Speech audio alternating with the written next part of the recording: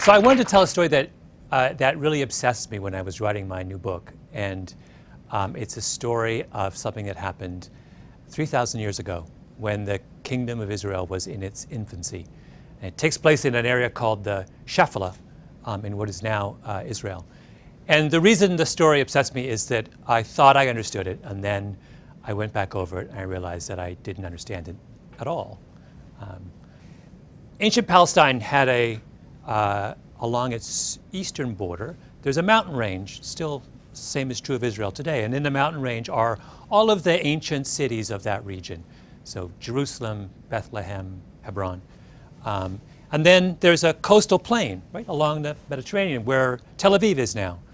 And connecting the mountain range with the coastal plain is an area called the Shephelah, which is a series of valleys and ridges that run east to west.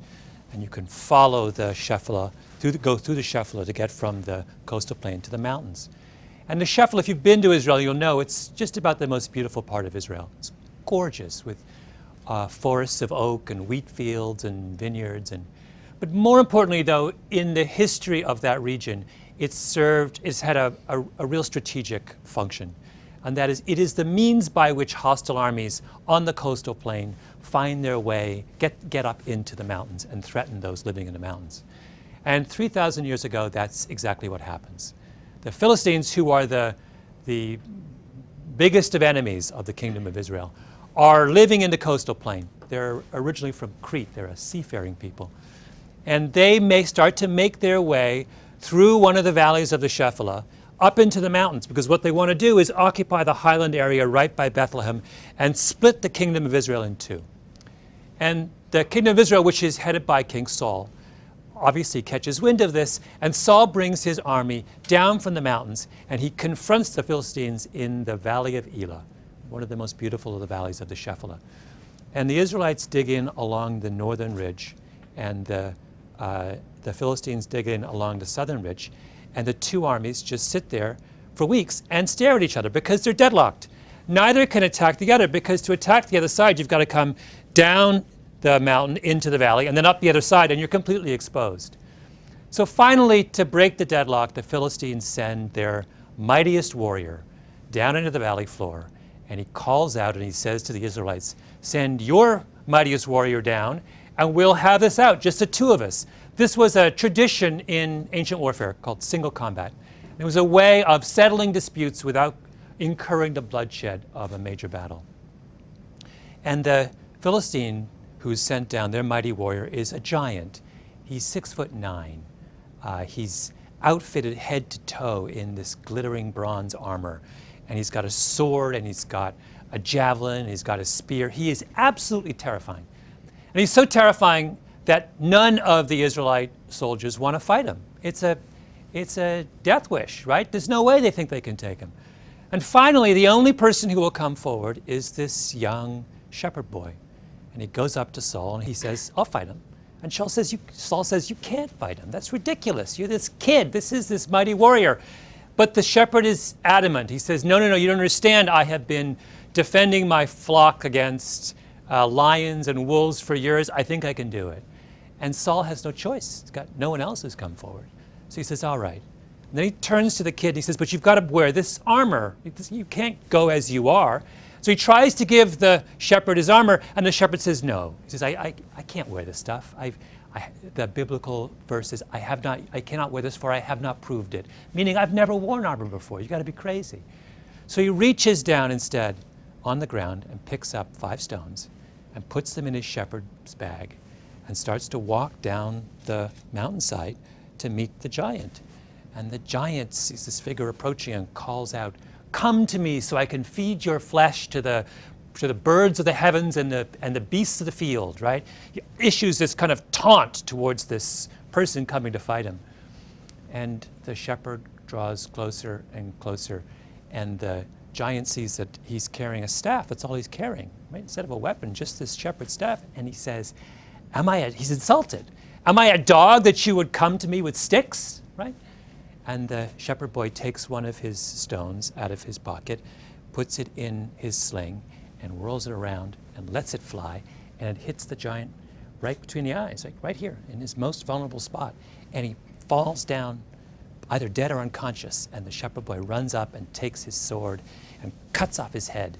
And the Philistines see this and they turn and they just run. And of course, the name of the giant is Goliath, and the name of the shepherd boy is David. And the reason that story has obsessed me over the course of writing my book is that everything I thought I knew about that story turned out to be wrong. Right? So David in that story is supposed to be the underdog, right? In fact, that term, David and Goliath, has entered our language as a metaphor for improbable victories by some weak party over someone far stronger. Now, why do we call David an underdog? Well, we call him an underdog because he's a kid, little kid, and Goliath is this big, strong giant. We also call him an underdog because Goliath is an experienced warrior, and David is just a shepherd, right?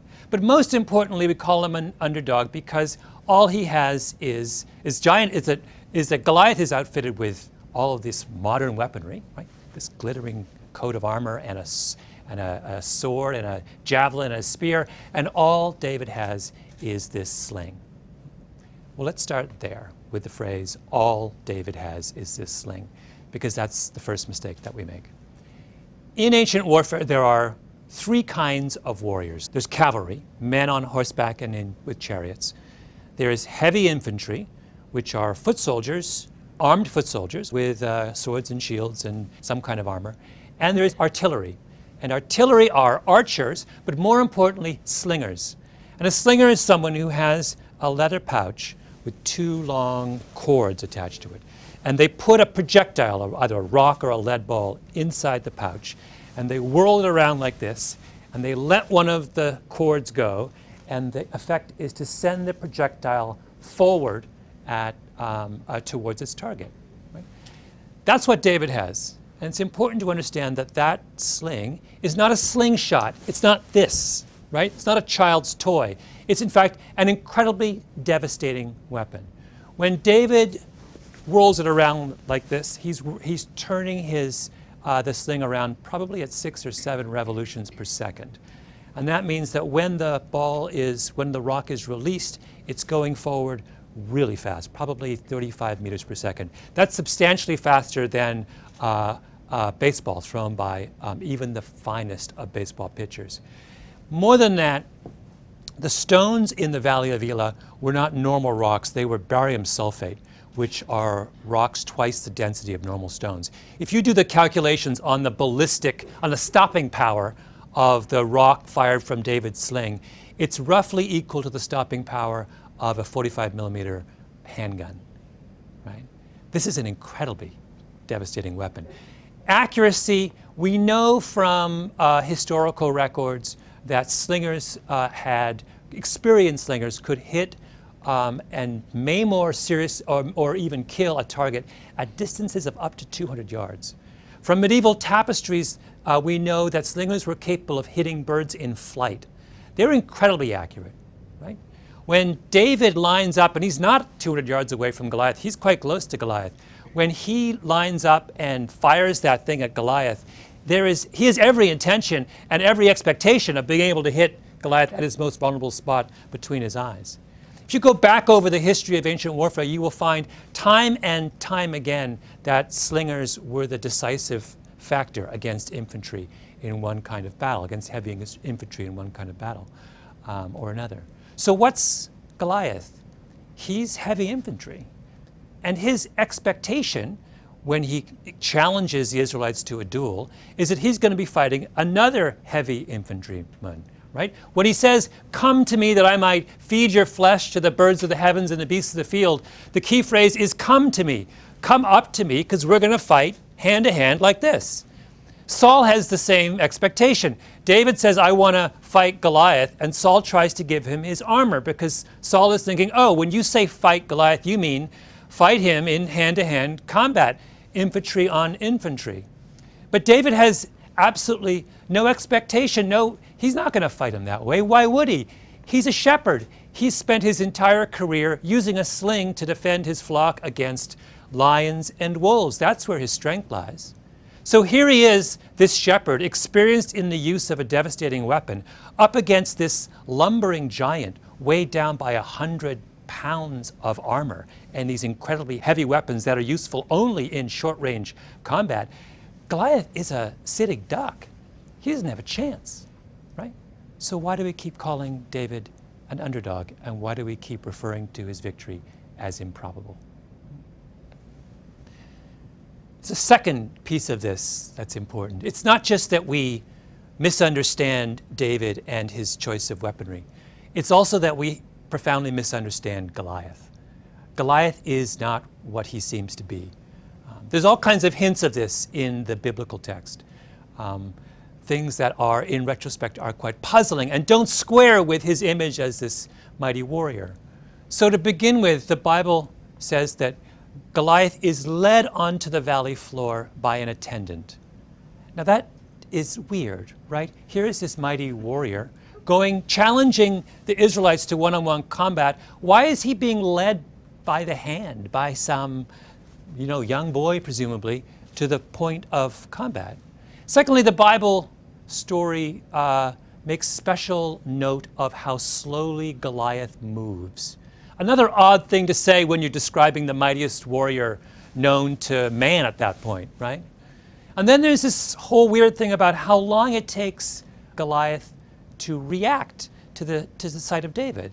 So David's coming down the mountain, and he's clearly not preparing for hand-to-hand combat, right? There is nothing about him that says, I'm about to fight you like this. He's not even carrying a sword. Why does Goliath not react to that? It's as if he's oblivious to what's going on that day. And then there's that strange comment he makes to David. Am I a dog that you should come to me with sticks? Right? Sticks? David only has one stick. Well, it turns out that there's been a great deal of speculation within the medical community over the years about whether there's something fundamentally wrong with Goliath, an attempt to make sense of all of those apparent anomalies. There have been many articles written. The first one was in 1960 in the Indiana Medical Journal. And it started a chain of speculation that starts with an explanation for Goliath's height. So Goliath is head and shoulders above all of his peers in that era. And usually when someone is that far out of the norm, there's an explanation for it. So the most common form of giantism is a condition called acromegaly. And acromegaly is caused by a benign tumor on your pituitary gland that causes an overproduction of human growth hormone. And throughout history, many of the most famous giants have all had acromegaly. So the tallest person of all time was a guy named Robert Wadlow, who was still growing when he died at the age of 24, and he was 8'11". He had acromegaly. Do you remember the wrestler Andre the Giant, famous? He had acromegaly. There's even speculation that Abraham Lincoln had acromegaly. Right? Anyone who's unusually tall, that's the first explanation we come up with. And acromegaly has a very distinct set of side effects associated with it, principally having to do with vision. The pituitary tumor, as it grows, often starts to compress the visual nerves in your brain, with the result that people with acromegaly have either double vision or they are profoundly nearsighted. Right? So when people have started to speculate about what might have been wrong with Goliath, they've said, wait a minute, he looks and sounds an awful lot like someone who has acromegaly. And that would also explain so much of what was strange about his behavior that day, right? Why does he move so slowly and have to be escorted down into the valley floor by an attendant? Because he can't make his way on his own, right? Why is he so strangely oblivious to David that he doesn't understand that David's not going to fight him until the very last moment? Because he can't see him, right? When he says, come to me that I might feed your flesh to the birds of the heavens and the beasts of the field, the phrase come to me is a hint also of his vulnerability. Come to me because I can't see you, right? And then there's, am I a dog that you should come to me with sticks? He sees 2 sticks when David has only 1. So the Israelites up on the mountain ridge looking down on him thought he was this extraordinarily powerful foe. What they didn't understand was that the very thing that was the source of his apparent strength was also the source of his greatest weakness. And there is, I think, in that a very important lesson for all of us. Giants are not as strong and powerful as they seem. And sometimes the shepherd boy has a sling in his pocket.